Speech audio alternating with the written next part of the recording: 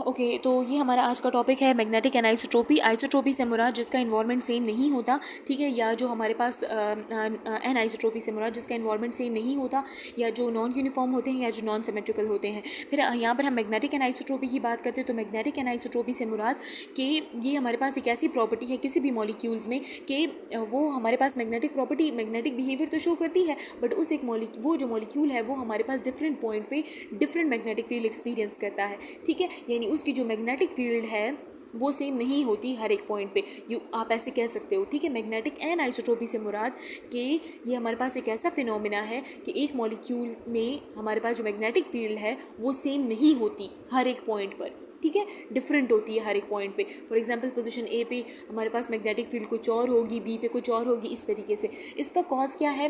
Pi electrons delocalisation की वजह से हमारे पास मैग्नेटिक इंडक्शन कॉज होती है, ठीक है, मैग्नेटिक एनाइसोट्रोपी कॉज होती है। पाई इलेक्ट्रॉन्स जो है तो वो हमारे पास कुछ मॉलिक्यूल्स में प्रेजेंट होते हैं। अच्छा, ये मैंने आपको इसकी नेमिंग, डेफिनेशन और कॉजेज़ के बारे में बता दिया। पाई इलेक्ट्रॉन जब हमारे पास डीलोकलाइजेशन करते हैं तो उससे जो मैग्नेटिक फील्ड प्रोड्यूस होती है उसको हम सेकेंडरी एनाइसोट्रोपी कहते हैं, ठीक है, सेकेंडरी मैग्नेटिक एनाइसोट्रोपी हम उसको कह सकते हैं। अच्छा, ये इसकी कॉज भी मैंने आपको बता दी। फिर आप लोगों ने नोट किया होगा इससे पहले जब हम लोगों ने फैक्टर्स किए थे तो उसमें मैंने कहा था कि जहाँ पर हमारे पास इलेक्ट्रोनेगेटिव कैरेक्टर ज़्यादा होगा तो वहाँ पर वो ज़्यादा हमारे पास डी शील्डेड रीजन की तरफ आएगा। तो एसपी में सबसे ज़्यादा एस कैरेक्टर है, एस कैरेक्टर जितना ज़्यादा होता है उतना ही हमारे पास इलेक्ट्रोनेगेटिव भी ज़्यादा होता है। तो एसपी में हमारे पास 50% एस कैरेक्टर है, तो मतलब यहाँ पे क्या होगा, ये ज़्यादा डी शील्डेड रीजन की तरफ आना चाहिए। लेकिन यहाँ पे एनोमली शो हुई है, ट्रेंड तो हमारे पास ये वो होना चाहिए ना, लेकिन कहते हैं यहाँ पे एनोमली शो हुई है। जो विनाइल है, जो हमारे पास क्या कहते हैं एसिटाइल है, तो वो हमारे पास 1.7 पे केमिकल शिफ्ट वैल्यू शो कर रहा है। हालांकि चाहिए तो ये था कि वो हमारे पास ज़्यादा डी शील्डेड रीजन की तरफ आता क्योंकि उसमें हमारे पास एस कैरेक्टर सबसे ज़्यादा है, लेकिन ऐसा नहीं होता, ठीक है। तो ऐसा क्यों नहीं होता? ऐसा इसलिए नहीं होता क्योंकि उसमें हमारे पास एक प्रॉपर्टी होती है जिसको हम मैग्नेटिक एनाइसोट्रोपी कहते हैं। उसमें पाई बॉन्ड डीलोकलाइजेशन होती है और सेम इफेक्ट हम बेंजीन के साथ भी ऑब्जर्व करते हैं कि बेंजीन और अल्कीन दोनों में sp हाइब्रिडाइजेशन है, लेकिन अल्कीन जो है तो वो हमारे पास केमिकल शिफ्ट की वैल्यू उसकी होती है 6.5 से लेके 4.5 से लेके 6.5 तक होती है, और जबकि बेंजीन की जो है तो हमारे पास 6.5 से 8 तक होती है।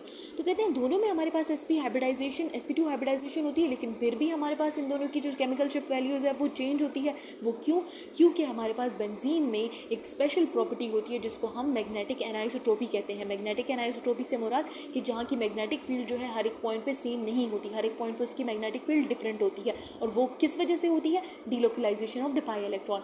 लेट्स सपोज यहाँ पे देखिए मैंने एक बेंजीन रिंग लिया और उस ये जो बेंजीन रिंग में जो डीलोकलाइजेशन ऑफ इलेक्ट्रॉन हो रही है इसकी वजह से जो करंट प्रोड्यूस हो रही है इसको हम रिंग करंट कहते हैं, ठीक है, इसको हम क्या कहते हैं? रिंग करंट कहते हैं। अच्छा, मैग्नेटिक एनाइसोट्रोपी में जो प्रोटॉन्स हैं वो हमारे पास 3 किस्म की मैग्नेटिक फील्ड फील करते हैं, ठीक है। एक होती है हमारे पास एक्सटर्नल मैग्नेटिक फील्ड, एक इंड्यूस मैग्नेटिक फील्ड यानी इस मॉलिक्यूल की जो अपनी इंड्यूस करदा मैग्नेटिक फील्ड है, यानी ये जो मैंने एरोज से शो की है, एक ये हो गई। और तीसरी पाई इलेक्ट्रॉन्स की वजह से जो मैग्नेटिक फील्ड प्रोड्यूस हुई है जिसको हम सेकेंडरी एनाइसोट्रोपी भी कहते हैं। ये 3 मैग्नेटिक फील्ड्स बेंजीन के रिंग में एक प्रोटॉन एक्सपीरियंस करता है। तो इन तीनों मैग्नेटिक फील्ड्स की वजह से ये जो बेंजीन रिंग है ये हमारे पास एनोमली बिहेवियर शो करता है। चाहिए तो था कि ये हमारे पास sp2 हाइब्रिडाइजेशन की तरह 4 to 6 की रेंज में पीक देता, लेकिन ये हमारे पास 6 to 8 की रेंज में पीक देता है। क्यों? डीलोकलाइजेशन ऑफ इलेक्ट्रॉन की वजह से हर एक पॉइंट पे हमारे पास जो मैग्नेटिक बिहेवियर है वो डिफरेंट होता है। कहीं कहीं पे जो हाइड्रोजन है वो ज़्यादा डी शील्डेड होगा, कहीं कहीं पे हाइड्रोजन जो है तो वो ज़्यादा शील्डेड होगा, ठीक है। अब मैं आपको शील्डेड और डी शील्डेड का रीज़न का कॉन्सेप्ट समझाती हूँ। लेट्स सपोज मैंने मॉलिक्यूल लिया और इसको मैंने एक्सटर्नल मैग्नेटिक फील्ड में रख दिया, तो जैसे मैं इसको एक्सटर्नल मैग्नेटिक फील्ड में रखूँगी तो ये अपनी एक मैग्नेटिक फील्ड इंड्यूस करेगा, यानी ये अपनी भी एक मैग्नेटिक क्यों इंड्यूस करेगा? आपको पता है हर एक चार्ज पार्टिकल जब हमारे पास इलेक्ट्रॉन जब हमारे पास सर्कुलर पाथ में मोशन करते हैं तो उसकी वजह से हमारे पास मैग्नेटिक फील्ड भी प्रोड्यूस होती है। तो मतलब कि जब भी हमारे पास इस कंपाउंड में अपनी मैग्नेटिक फील्ड प्रोड्यूस हो तो उसको हम क्या कहेंगे? बी इंड्यूस, और एक्सटर्नल मैग्नेटिक फील्ड को हम क्या कहेंगे? B0, उसको हम क्या कहेंगे? B0 कहेंगे, ठीक है। तो एक तो ये मैग्नेटिक फील्ड हुई और एक ये भी इंड्यूस हुई, और ये जो पाई इलेक्ट्रॉन्स की वजह से जो मैग्नेटिक फील्ड प्रोड्यूस हो रही है इसको हम सेकेंडरी एनाइसोट्रॉपी कहते हैं, ठीक है। अच्छा जी, अब बात आती है कि मैंने इस मॉलिक्यूल को लिया और इसको मैंने एक्सटर्नल मैग्नेटिक फील्ड में रखा, तो ये हमारे पास इसके ऑपोजिट डायरेक्शन में जो है तो इंड्यूस मैग्नेटिक फील्ड प्रोड्यूस करेगा। ये एक्सटर्नल मैग्नेटिक फील्ड की डायरेक्शन है और इसकी ऑपोजिट डायरेक्शन में एरो मैंने डाउनवर्ड शो की है ना, तो इस मॉलिक्यूल ने ऑपोजिट डायरेक्शन में मैग्नेटिक फील्ड इंड्यूस की, और कुछ ये वाली आपको नज़र आ रहा है, ये जो पाई इलेक्ट्रॉन्स की वजह से डीलोकलाइजेशन हो रही है, तो कुछ ये इलेक्ट्रॉन्स की वजह से हमारे पास मैग्नेटिक फील्ड प्रोड्यूस हो रही है। अब यहाँ पे अगर लेट सपोज अगर मेरे पास हाइड्रोजन होता तो यहाँ की जो इंड्यूस मैग्नेटिक फील्ड है और ये जो अप्लाइड मैग्नेटिक फील्ड है, ये दोनों एक दूसरे के इफेक्ट को कैंसिल करते और यहाँ पे हाइड्रोजन जो है तो वो लेस मैग्नेटिक फील्ड एक्सपीरियंस करता।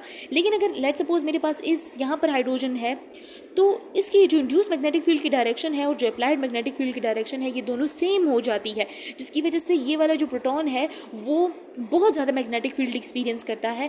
तो बहुत ज़्यादा मैग्नेटिक फील्ड एक्सपीरियंस करने की वजह से मुराद इसका क्या है कि ये हमारे पास लेस डी शील्डेड रीजन में आ जाता है और यहाँ के जो प्रोटॉन्स हैं वो मोर डी शील्डेड रीजन में आ जाते हैं, ठीक है। यहाँ पे जो प्रोटॉन्स है उसको शील्ड कौन कर रहा है, उसको ये मैग्नेटिक फील्ड जो है वो शील्ड कर रही है, क्योंकि ये दोनों ऑपोजिट डायरेक्शन में आ रहे हैं। और यहाँ के प्रोटॉन को कौन शील्ड कर रहा है, कोई भी नहीं, क्योंकि इसकी जो अपनी इंड्यूस मैग्नेटिक फील्ड है वो भी हमारे पास इस डायरेक्शन में है, अपवर्ड डायरेक्शन में है, और जो अप्लाइड मैग्नेटिक फील्ड है वो भी अपवर्ड डायरेक्शन में है। तो इस वजह से हमारे पास ये जो प्रोटॉन है वो लेस डी शील्डेड है। तो on the basis of this यहाँ का जो प्रोटॉन है वो हमारे पास different behaviour magnetic field experience कर रहा है और यहाँ का डिफरेंट कर रहा है। तो इसी वजह से इसी प्रॉपर्टी को हम क्या कहते हैं, मैग्नेटिक एनाइसोट्रोपी इसको कहते हैं। और इसी एक बेस की वजह से जो है तो हमारे पास ये जो बेंजीन है तो वो हमारे पास 6 to 8 पे हमारे पास पीक शो करता है। अच्छा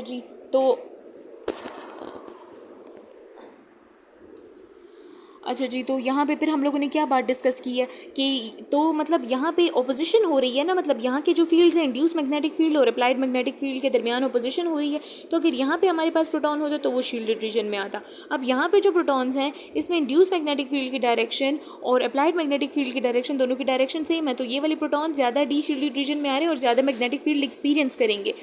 तो शील्डेड रीजन को हम पॉजिटिव से शो करते हैं और डी शील्डेड को हम नेगेटिव से शो करते हैं, ठीक है। ये पॉजिटिव और नेगेटिव का सीन मैंने कुछ इस तरीके से याद किया था कि मेरी फ्रेंड है जिसका नाम सना है, तो वो हमेशा पॉजिटिव रहती है, मतलब पॉजिटिव बातें करती है। तो मैंने कुछ इस तरीके से याद किया कि जो शील्डेड रीजन है वो ज़्यादा पॉजिटिव होगा।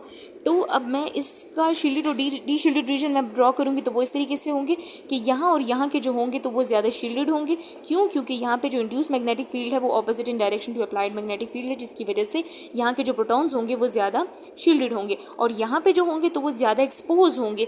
क्यों? क्योंकि यहाँ की जो इंड्यूस मैग्नेटिक फील्ड की डायरेक्शन है और जो अप्लाइड मैग्नेटिक फील्ड की डायरेक्शन है दोनों सेम होती है, तो यहाँ के जो प्रोटॉन्स होते हैं वो ज़्यादा डी शील्डेड रीजन की तरफ आते हैं और पीक हमारे पास इसका जो केमिकल शिफ्ट की जो वैल्यू है वो ज़्यादा होगी, ठीक है।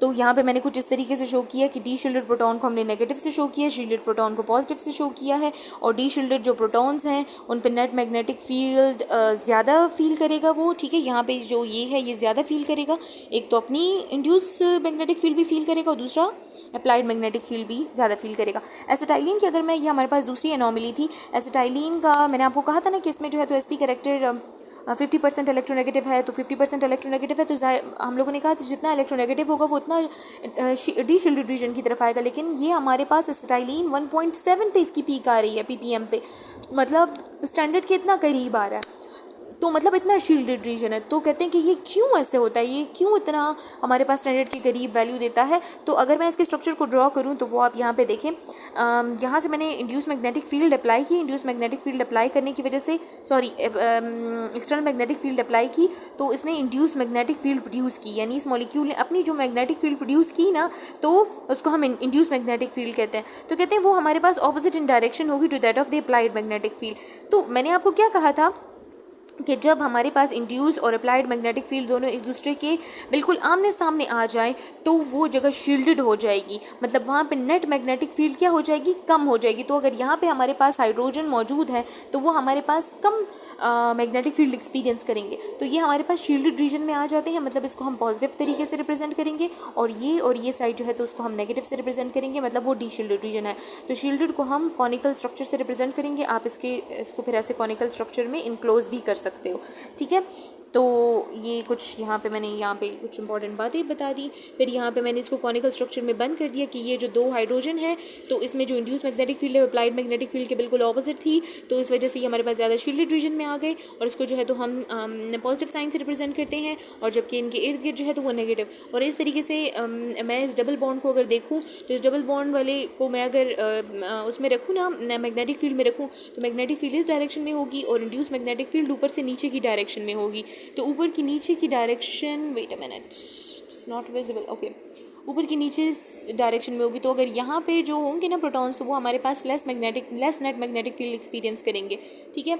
तो आप यहाँ पे मैंने कुछ टिप्स लिखे हुए हैं कि जो कॉनिकल एरिया में है तो वो हमारे पास केमिकल शिफ्ट की वैल्यू उनकी कम होगी, और वो ज़्यादा TMS के ज़्यादा करीब होंगे और मोर शील्डेड होंगे, और उसको हम पॉजिटिव साइन से रिप्रेजेंट करते हैं। तो ये मैंने कुछ बातें लिखी हुई हैं, और ये मेरे पास कुछ दूसरा स्ट्रक्चर था जिसको मैंने कुछ इस तरीके से एक्सप्लेन किया है। एक्सटर्नल मैग्नेटिक फील्ड उसको प्रोवाइड की, इंड्यूस मैग्नेटिक फील्ड कुछ इस डायरेक्शन में होगी, तो यहाँ के जो एरियाज़ हैं वो ज़्यादा एक्सपोज होंगे। जो पेरिफेरल पे जो हमारे पास मॉलिक्यूल्स एटम्स मौजूद हैं, हाइड्रोजन प्रोटॉन्स मौजूद है, तो वो ज़्यादा experience net magnetic field experience करेगा, तो वो ज़्यादा डी शील्डेड रीजन में आएंगे। तो इसको मैं कॉनिकल स्ट्रक्चर ड्रॉ करूँगी तो मैं ऐसे कहूँगी कि ये वाले जो रीजन है वो नेगेटिव है, और यहाँ के जो हैं ऊपर और नीचे वो पॉजिटिव हैं। क्यों? क्योंकि ये हमारे पास अप्लाइड मैग्नेटिक फील्ड को रिपेल करेंगे। देखिए मैंने यहाँ पर ड्रॉ किया हुआ। तो इसमें हम लोगों ने क्या पढ़ा, नेमिंग पढ़ी कि इसको जो है तो हम मैग्नेटिक एनाइसोट्रॉपी क्यों कहते हैं, क्योंकि इसमें हमारे पास मैग्नेटिक फील्ड हर एक पॉइंट पे सेम नहीं होती किसी भी मॉलिक्यूल में।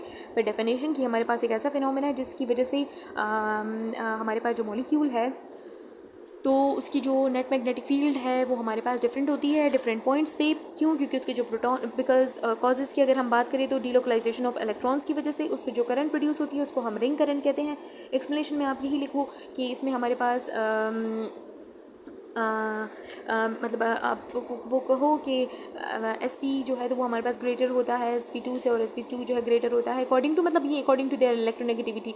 लेकिन फिर भी ये एनोमलीज शो करते हैं। एनोमलीज क्यों शो करते हैं? और क्योंकि वो हमारे पास सिर्फ इलेक्ट्रोनेगेटिविटी पे डिपेंड नहीं करते बल्कि हमारे पास मैग्नेटिक एनाइसोट्रॉपी पर भी डिपेंड करते हैं, जो कि हम लोगों ने अभी एक्सप्लेन कर लिया। मैग्नेटिक एनाइसोट्रॉपी कैसे कॉज होती है? बाय इलेक्ट्रॉन्स की वजह से कॉज होती है, और उसकी वजह से हमारे पास दो रीजन्स में एक मॉलिक्यूल डिवाइड हो जाता है, एक शील्डेड में और दूसरा डी शील्डेड में। शील्डेड को जो है तो हम नेगेटिव से रिप्रेजेंट करते हैं, शील्डेड को हम पॉजिटिव से रिप्रेजेंट करते हैं, और वो हमारे पास TMS के करीब उसकी वैल्यू आती है, केमिकल शिफ्ट की वैल्यू उसकी कम होती है, जबकि डी शील्डेड को जो है हम नेगेटिव से रिप्रेजेंट करते हैं और TMS से इसकी दूर वैल्यू आती है, और वो हमारे पास नेट मैग्नेटिक फील्ड ज़्यादा एक्सपीरियंस करता है। शील्डेड को जो है तो हम कॉनिकल स्ट्रक्चर से रिप्रेजेंट करते हैं, जबकि डी शील्डेड को हम कॉनिकल स्ट्रक्चर से रिप्रेजेंट नहीं करते। और फिर हमने इसकी एनोमलीज को डिस्कस किया, एक एक स्ट्रक्चर हम ड्रॉ करेंगे, ठीक है। और इसके कंक्लूजन में हम लोगों ने क्या कहा कि हमारे पास कुछ मॉलिक्यूल्स हैं जिनकी इलेक्ट्रोनेगेटिव बेसिस पे अगर हम करें ना तो वो तो हमारे पास इलेक्ट्रोनेगेटिव की बेसिस पे हमें ट्रेंड जो है, मतलब उनकी जो केमिकल शिफ्ट की वैल्यूज़ हैं वो गलत आ रही थी। तो इन्होंने जब मज़ीद स्टडी किया तो उससे ये मालूम पड़ा कि जो मैग्नेटिक प्रॉपर्टी है तो वो बहुत ज़्यादा इंपॉर्टेंट रोल प्ले करती है, और इसी की वजह से हमारे पास एक मॉलिक्यूल जो है तो वो हमारे पास शील्डेड और डी शील्डेड में डिवाइड हो सकता है। और इसमें जो हमारे पास मॉलिक्यूल है तो प्रोटॉन जो है तो वो हमारे पास 3 किस्म की मैग्नेटिक फील्ड एक्सपीरियंस करता है। ये सारी बातें मैंने यहाँ पे लिख ली, ठीक है। तो दिस वाज द टॉपिक।